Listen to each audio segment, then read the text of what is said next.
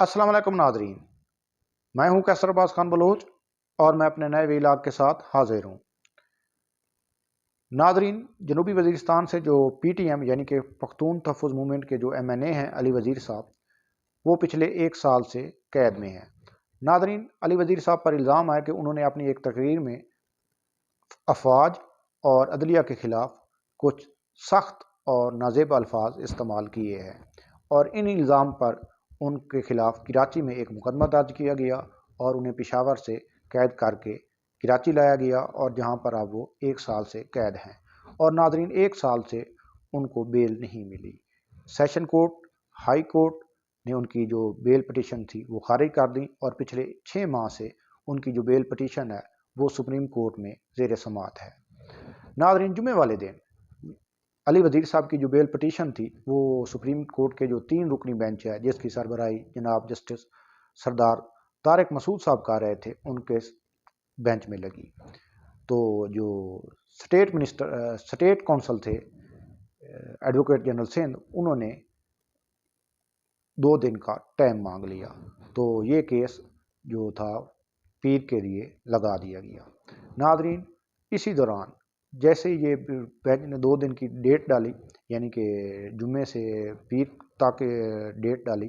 तो कुछ देर बाद सुप्रीम कोर्ट की वेबसाइट पर ये जो केस था ये जस्टिस सरदार तारिक मसूद साहब की अदालत की बेंच या अदालत से ट्रांसफ़र करके दूसरे बेंच में लगा दिया गया और दूसरे बेंच की जो सरबराही थी वो जस्टिस उमर अता बंदियाल साहब कर रहे थे। तो जो अब आज सुबह ये केस जस्टिस उमर अता बंदियाल साहब की अदालत में लगा, तो बेंच की अदम दस्तियाबी की वजह से ये केस गैर मुय्यना मुद्दत के लिए मुलतवी कर दिया गया और अडजर्न होने के बाद जो कौंसल थे अली वज़ीर साहब के, अफरीदी साहब जो Pakistan supreme court bar association के साबिक सदर भी हैं, वो वापस पेशावर चले गए। तो 1 घंटे के बाद यही केस दोबारा जस्टिस तारिक मसूद साहब की अदालत में, जो पहले वाला 3 रुकनी बेंच था, उसी अदालत में दोबारा लग गया।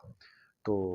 जब केस कॉल किया गया तो ना ही हुकूमत की तरफ से जो एडवोकेट जनरल सिंध थे वो मौजूद थे और ना ही मुल्जिम के वकील अदालत में मौजूद थे। तो दोबारा कॉल की गई तो एडवोकेट जनरल सिंध जो थे वो अदालत में आ गए और जो मोहसिन दावड़ हैं MNA हैं PTM के, वो भी अदालत में मौजूद थे। तो एडवोकेट जनरल सिंध से जस्टिस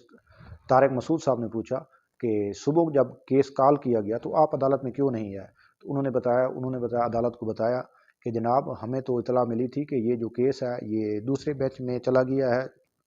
जस्टिस उमर अता बंदियाल साहब की कोर्ट में, तो वहाँ पर ये केस जो था वो गैर मुय्यना मुद्दत के लिए अडजर्न कर दिया गया, तो इसलिए हम तो अदालत से चले गए। तो इस पर जस्टिस तारिक मसूद साहब बहुत गुस्से में थे और उन्होंने कहा कि जब केस तो मेरी अदालत में लगा हुआ था और जुमे वाले दिन डेट भी मैंने डाली थी, तो मे भी गलती से जस्टिस उमर अता बंदियाल साहब की अदालत में केस चला गया हो, लेकिन ये तो केस मैं नहीं सुनना है क्योंकि मेरी अदालत में लगा हुआ है और बेंच पर किसी की तरफ से कोई इतराज़ भी नहीं किया गया, तो बेंच कैसे तब्दील हो सकता है? तो इसके बाद जो मोहसिन दावड़ साहब है उनको रुस्तम पर बुलाया गया। तो मोहसिन दावड़ साहब ने कहा कि हमें भी यही इतला मिली थी कि जस्टिस उमर अता बंदियाल साहब की कोर्ट में ये केस चला गया। तो जब हम वहाँ पर गए तो ये गैर मुय्यना मुद्दत के लिए अडजर्न कर दिया गया। तो इस वजह से हमारा जो कौंसल साहब थे वो पेशावर चले गए हैं। तो अब इस केस को काइंडली कल के लिए रख लें, हम कल बहस कर देंगे। इस पर उसकी ये इस्तदा तो जस्टिस तारिक मसूद साहब ने मंजूर फरमा ली और केस को कल के लिए यानी कि मंगल वाले दिन के लिए मुलतवी कर दिया। और अपना जो आर्डर है वो बड़ा दिलचस्प जस्टिस तारिक मसूद साहब ने लिखा और उन्होंने लिखा कि ये जो केस है ये कल तक के लिए अडजर्न किया जाता है और अदालत ये हुक्म देती है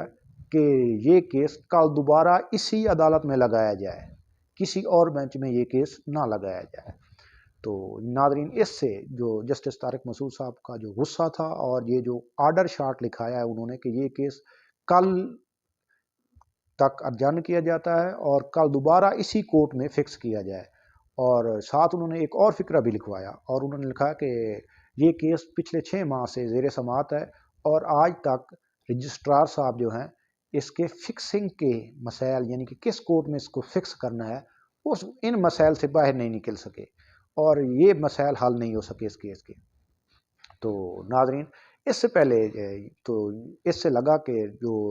رجسٹرار ہیں اور ججز ہیں ان کے درمیان کچھ چل رہا ہے۔ اس سے پہلے جسٹس قاضی فیض عیسیٰ صاحب نے بھی ایک کیس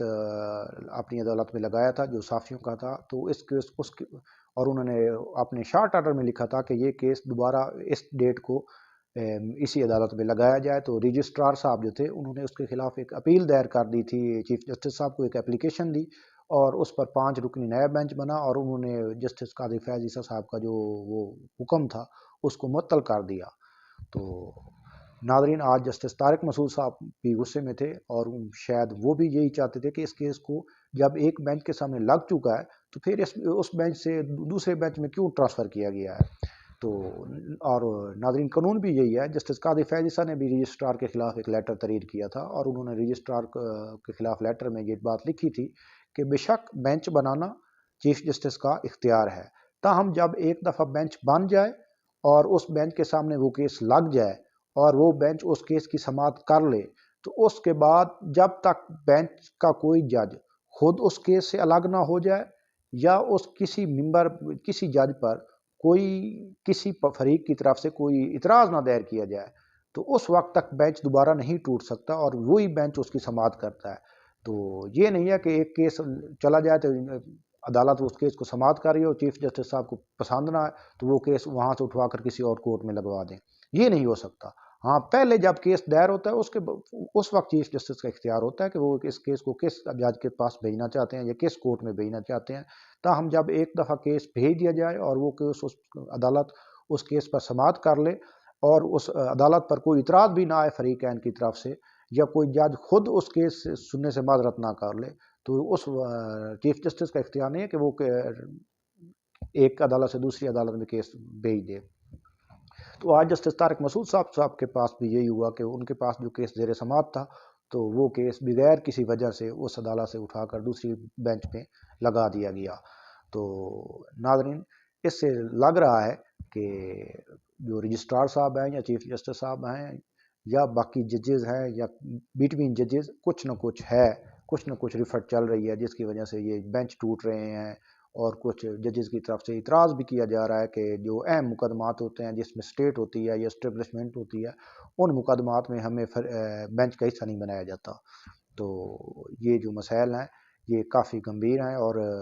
ایون جسٹس قاضی فیض عیسیٰ کی طرف سے تو یہ ایک اور اعتراض بھی کیا گیا تھا کہ یہ جو رجسٹرار صاحب ہیں یہ تو گورنمنٹ آف پاکستان کے ملازم ہیں، یعنی کہ CSS افیسر ہیں، تو یہ ان کا کیا کام ہے سپریم کورٹ میں؟ سپریم کورٹ کے اپنے ملازم ہیں۔ سپریم کورٹ ایک خود مختار ادارہ ہے جو حکومت کے ماتحت نہیں ہے۔ تو یہ جو رجسٹرار صاحب ہیں یہ تو حکومت کا ملازم ہے، تو یہ حکومت کے جو معاملات ہیں ان کا حکومت کے مفادات کو دیکھتا ہوگا کہ رجسٹرار کا سب بہت اہم کام ہے کہ انہوں نے کیس لگانے ہوتے ہیں عدالتوں میں، تو یہ تو حکومت کے مفادات دیکھتا ہوگا کہ کیونکہ بہت سے کیسز میں حکومت پاکستان فریق ہوتی ہے تو یہ حکومت پاکستان کے مفاد والے کیسوں میں حکومت پاکستان کو فائدہ دیتا ہوگا، لہذا حکومت پاکستان کا ملازم نہیں ہونا چاہیے، یعنی کہ سول سرونٹ نہیں ہونا چاہیے، بلکہ سپریم کورٹ کا کوئی اپنا ملازم جو ہے اس کو رجسٹرار کا اختیار دیا جائے۔ اور اگر یہ رجسٹرار کا اختیار جو ہے وہ کسی باہر کے افیسر کو یعنی کہ سول سرونٹ کو یعنی کہ جو CSSP افیسر ہیں گورنمنٹ کی سروس میں ان کو رجسٹرار لگایا جائے گا تو اس سے جو سپریم کورٹ کے ملازمین ہیں ان کی حق تلفی بھی ہوگی تاکہ ان کی پروموشنیں رکیں گی، کیونکہ اگر جو سپریم کورٹ میں گریڈ 17 کے افیسر بھی ہیں، 18 کے بھی افیسر ہیں، 19 کے بھی افیسر ہیں تو وہ رجسٹرار کیوں نہیں لگ سکتے؟ تو عدلیہ کا ہی کوئی آدمی یعنی کہ کوئی سیشن جج صاحب یا کوئی اور افیسر وہی رجسٹرار ہو، نہ کہ کوئی رجسٹرار جو ہے وہ گورنمنٹ آف پاکستان کا ملازم نہ ہو بلکہ سپریم کورٹ کا ملازم ہو۔ تو